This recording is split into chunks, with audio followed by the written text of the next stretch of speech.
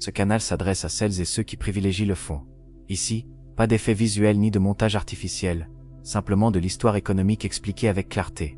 Si cela vous parle, vous êtes les bienvenus. Dans la nuit du 6 au 7 octobre 2008, quelque chose d'extraordinaire se produisit sur une île de l'Atlantique Nord comptant à peine 300 000 habitants. En l'espace de quelques jours, 97% du système bancaire islandais fit faillite.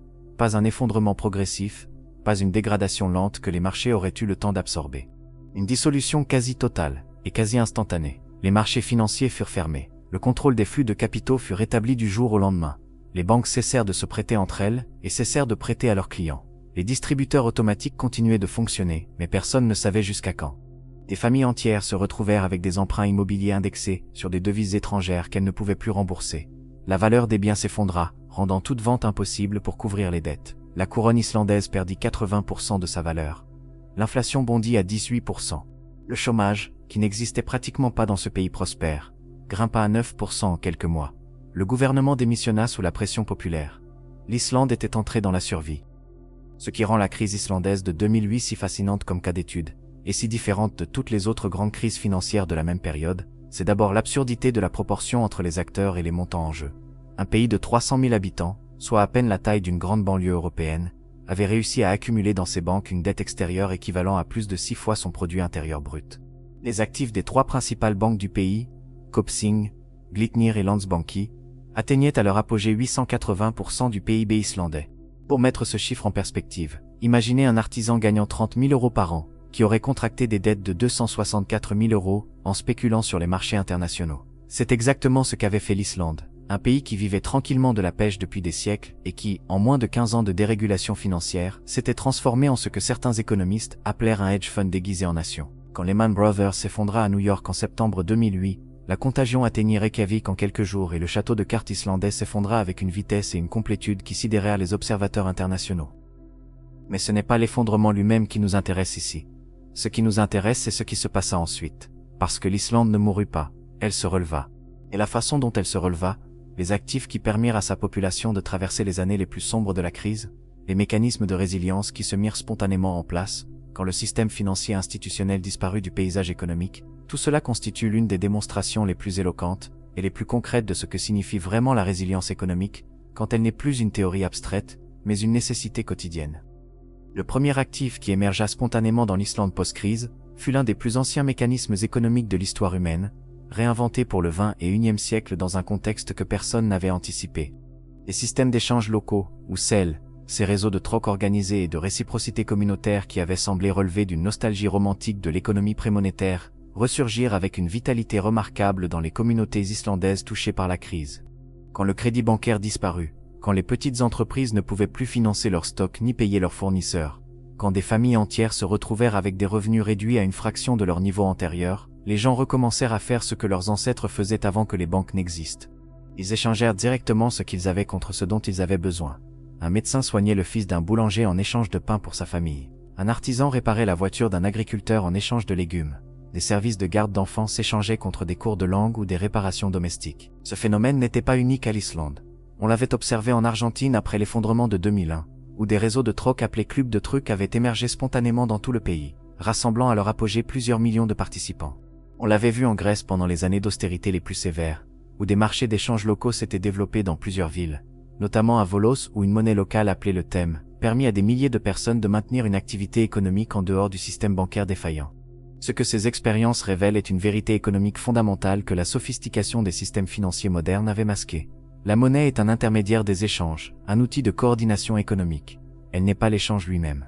Quand l'outil disparaît ou perd sa fonctionnalité, les échanges ne s'arrêtent pas. Ils trouvent d'autres formes. Et ces autres formes, plus lentes, plus locales, plus laborieuses, mais aussi plus résilientes et moins dépendantes d'infrastructures institutionnelles fragiles, constituent un actif réel dont la valeur se révèle précisément dans les moments où les systèmes ordinaires s'effondrent. La leçon pratique que l'histoire des crises économiques du XXIe siècle enseigne sur les systèmes d'échange locaux est double. D'abord, leur efficacité est directement proportionnelle à la densité et à la solidité des relations sociales préexistantes dans une communauté. Un réseau d'échange local ne peut fonctionner qu'entre des personnes qui se connaissent, qui se font mutuellement confiance et qui ont une évaluation réaliste de la valeur des biens et services qu'elles s'échangent. Une communauté qui n'a jamais développé ces relations avant la crise ne peut pas les créer dans l'urgence. Ensuite, Les systèmes d'échange locaux fonctionnent d'autant mieux que les participants disposent de compétences diverses et complémentaires, ce qui nous amène directement à un autre des actifs que nous allons examiner. Le deuxième actif qui permit à l'Islande de traverser sa crise, avec une cohésion sociale remarquable et le moins quantifiable, mais peut-être le plus important de tous ceux que nous allons examiner. Ce que les économistes et les sociologues appellent le capital social, cette densité de liens de confiance, de solidarité et de réciprocité qui structure une communauté, fut en Islande un actif d'une valeur extraordinaire. L'Islande est une société petite, homogène, historiquement organisée autour de communautés locales, soudées par des siècles de vie en commun dans des conditions géographiques difficiles. Dans un pays où tout le monde se connaît, où les réseaux familiaux et amicaux s'entrecroisent dans toutes les directions, où la confiance interpersonnelle a une histoire longue et une base culturelle solide, la crise financière de 2008 ne put pas produire l'atomisation sociale et la méfiance généralisée qui aggravèrent d'autres crises dans d'autres contextes. Quand le système bancaire s'effondra, les Islandais ne se retrouvèrent pas seuls face à leurs difficultés individuelles. Ils se retrouvèrent dans une communauté qui partageait collectivement le même choc et qui avait des ressources culturelles pour y répondre collectivement. Les manifestations de la casserole, où des citoyens se réunirent régulièrement devant le Parlement à Reykjavik pour exprimer leur colère et leur refus d'accepter la socialisation des dettes privées des banques, ne furent pas seulement un mouvement politique. Elles furent un mécanisme de reconstruction du lien social dans un moment de crise, une façon pour la communauté de se réaffirmer comme communauté face à un choc qui aurait pu la fragmenter. Et cette cohésion communautaire eut des effets économiques réels et mesurables. Elle permit d'organiser des solidarités informelles, des réseaux d'entraide, des mécanismes de partage des ressources qui complétèrent le filet de sécurité sociale officielle dans les moments les plus difficiles.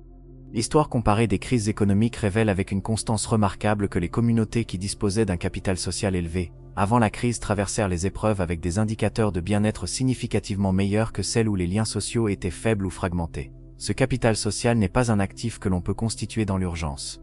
Il se construit lentement, au fil des interactions répétées, des engagements mutuels tenus, des solidarités exercées avant même que la nécessité ne les impose. Il s'investit dans des associations locales, dans des relations de voisinage entretenues, dans des engagements communautaires qui semblent superflus en période de prospérité, et qui révèlent leur valeur économique réelle précisément dans les moments où tout le reste fait défaut. Le troisième actif que l'histoire de l'Islande éclaire, de façon indirecte mais révélatrice, est le plus moderne et le plus controversé de notre liste. La crise islandaise de 2008 précéda de quelques semaines seulement la publication par Satoshi Nakamoto du livre blanc du Bitcoin, le 9 janvier 2009. Ce n'est probablement pas un hasard. Le Bitcoin fut créé précisément comme une réponse technique aux vulnérabilités que des crises comme celle de l'Islande venaient de démontrer au monde entier. L'idée fondatrice était simple et révolutionnaire à la fois. Créer une forme de valeur dont l'existence et le transfert ne dépendent d'aucune institution financière centrale, d'aucune banque, d'aucun gouvernement, d'aucune infrastructure, qui peut faire faillite du jour au lendemain. Une forme de valeur dont les règles sont inscrites dans un protocole mathématique immuable que personne ne peut modifier unilatéralement, pas même son créateur. Si les Islandais de 2008 avaient eu accès à des actifs numériques décentralisés matures et liquides, leur situation aurait été fondamentalement différente sur au moins un point crucial. Quand les banques fermèrent et que les contrôles de capitaux furent rétablis, les Islandais qui possédaient des actifs financiers dans le système bancaire se retrouvèrent piégés dans une juridiction en crise, incapables de transférer leurs richesses vers des zones monétaires plus stables. Un Islandais qui possédait des économies en couronne dans une banque islandaise vit la valeur de ses économies s'effondrer de 80% sans pouvoir rien faire. Un Islandais qui avait eu la prévoyance de détenir une partie de sa richesse sous une forme décentralisée, non liée à la couronne islandaise et non dépendante des banques islandaises, aurait pu traverser cette période de contrôle des capitaux, avec une fraction de son patrimoine intact et transférable. Ce que la crise islandaise illustre conceptuellement pour les actifs numériques décentralisés est la même leçon que la crise de Weimar illustrait pour l'or, et que la chute de Saigon illustrait pour les actifs portables. La valeur qui ne dépend pas d'une institution centrale ne peut pas être détruite par la défaillance de cette institution.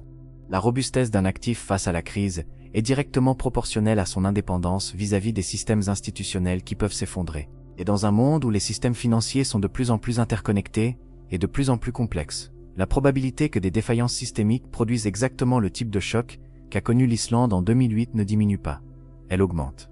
Le quatrième actif qui permit à l'Islande de traverser sa crise avec une résilience remarquable est l'un des moins évidents au premier regard, mais l'un des plus fondamentaux en termes d'économie réelle. L'Islande possède une caractéristique géologique extraordinaire qui s'avéra être un actif économique d'une valeur inestimable pendant les années de crise. Sa position sur la dorsale médio-atlantique lui confère un accès abondant à la géothermie et à l'hydroélectricité. Avant la crise, cette autosuffisance énergétique quasi totale était considérée comme un avantage économique intéressant, mais secondaire dans un pays qui rêvait de devenir un centre financier international. Après la crise, Elle se révéla être l'un des piliers les plus solides de la reconstruction économique. Pendant que la couronne s'effondrait et que les banques fermaient, les Islandais continuaient à chauffer leurs maisons, à cuisiner, à faire fonctionner leurs industries à des coûts énergétiques qui ne dépendaient pas des marchés internationaux des hydrocarbures, ni des banques qui finançaient les importations. Cette indépendance énergétique ne fut pas seulement un confort domestique, elle fut un avantage économique compétitif déterminant dans la phase de reconstruction. L'industrie aluminium, grande consommatrice d'énergie électrique, continua de fonctionner et d'exporter pendant toute la crise, fournissant des revenus en devises étrangères à une économie qui en avait désespérément besoin. La pêche, cet autre pilier fondamental que les années d'euphorie financière avaient relégué au second plan, reprit son rôle central.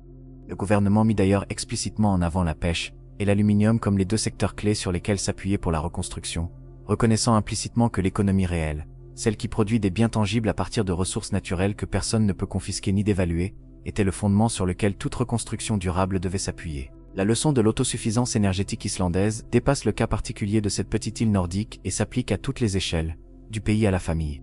Un ménage qui dépend entièrement d'un fournisseur d'énergie externe, pour se chauffer, cuisiner et s'éclairer est un ménage dont une fraction significative du budget est soumise à des fluctuations de prix qu'il ne contrôle pas et qui peuvent s'emballer lors d'une crise économique. Un ménage qui a investi dans une capacité de production énergétique locale, panneaux solaires, pompes à chaleur géothermique, isolation performante, dispose d'un actif réel dont la valeur se révèle précisément quand les prix de l'énergie s'envolent ou quand l'approvisionnement devient incertain. Ce n'est pas un investissement financier au sens traditionnel. C'est une réduction de la dépendance envers des systèmes externes fragiles, une forme d'autosuffisance partielle qui constitue, dans la logique du triangle de la sécurité que nous avons évoqué dans d'autres épisodes, une protection réelle contre les chocs systémiques. Le cinquième et dernier actif que l'histoire de la crise islandaise valide est celui qui, de tous les actifs que nous examinons dans ce canal, est le plus profondément ancré dans la réalité humaine et le moins susceptible d'être détruit par quelque crise que ce soit. Le savoir technique pratique, ces compétences concrètes et directement applicables, qui permettent de produire, de réparer, de construire, de soigner, d'alimenter, de naviguer, constituent une forme de richesse que ni la dévaluation monétaire, ni la faillite bancaire, ni la confiscation gouvernementale ne peuvent atteindre. Quand le système financier islandais disparut du paysage économique en octobre 2008, les pêcheurs islandais savaient encore pêcher. Les ingénieurs qui opéraient les centrales géothermiques savaient encore les faire fonctionner. Les médecins savaient encore soigner. Les agriculteurs savaient encore cultiver. Les artisans savaient encore construire et réparer. Ces savoirs, accumulés sur des générations, transmis dans des familles et des communautés professionnelles, constituèrent la base réelle sur laquelle la reconstruction fut possible. L'Islande avait une chance que d'autres pays n'auraient pas eu dans une crise d'une ampleur comparable. Elle avait une tradition vivante d'économie réelle, de pêche, d'élevage, d'artisanat, de gestion de ressources naturelles, qui n'avait pas été complètement effacée par les 15 années d'euphorie financière. Les années de boom bancaire avaient certes attiré une partie de la jeunesse islandaise vers les métiers de la finance, créant une génération de jeunes banquiers et de traders qui se retrouvèrent soudainement sans emploi et sans compétences directement transférables à l'économie réelle. Mais la base de compétences pratiques existait encore, dans la génération plus âgée, dans les communautés rurales, dans les industries de pêche et d'aluminium, qui continuèrent de fonctionner pendant toute la crise. Et ce sont ces compétences, bien plus que les instruments financiers sophistiqués, qui avaient fait la gloire éphémère des banques islandaises, qui permirent au pays de se relever. L'histoire économique des grandes crises du XXe siècle révèle ce schéma avec une régularité troublante.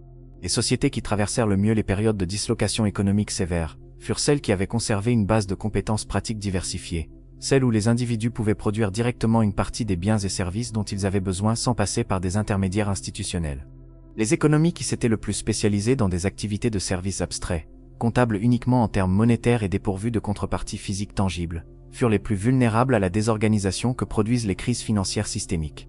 Le savoir technique pratique est l'actif le plus stable de l'histoire humaine, précisément parce qu'il ne dépend d'aucun système institutionnel pour maintenir sa valeur. Un charpentier reste un charpentier indépendamment de ce que fait la bourse. Un médecin reste un médecin indépendamment de ce que décide la Banque centrale. Avant de conclure, il faut dire quelque chose d'essentiel sur la réponse politique islandaise à la crise, parce qu'elle est indissociable des actifs de résilience que nous venons d'examiner, et parce qu'elle constitue en elle-même l'une des leçons les plus importantes de cet épisode historique. Face à l'effondrement de ces banques, l'Islande prit une décision que presque aucun autre pays dans une situation similaire n'avait osé prendre. Elle refusa de socialiser les pertes des banques privées. Quand le Fonds monétaire international et les gouvernements britanniques et néerlandais, dont les ressortissants avaient massivement déposé de l'argent dans les filiales en ligne des banques islandaises, exigèrent que le gouvernement islandais prenne en charge les dettes des banques faillies, le gouvernement dit non. Quand les créanciers internationaux menacèrent, le gouvernement maintint sa position. Quand le président fit passer la question au référendum populaire, les Islandais votèrent 2 fois contre le remboursement des dettes privées des banques avec l'argent public. Cette décision fut contestée, critiquée, menacée, mais elle produisit un résultat que les économistes orthodoxes avaient prédit impossible. En ne socialisant pas les pertes bancaires, l'Islande protégea son filet de sécurité sociale. Elle put maintenir les dépenses en éducation, en santé et en protection sociale à un niveau qui limita l'impact humain de la crise sur les couches les plus vulnérables de sa population. 7 ans après son effondrement, le pays retrouva son niveau de PIB d'avant-crise, avec un taux de chômage retombé à 4%. Il remboursa son aide du FMI avant terme.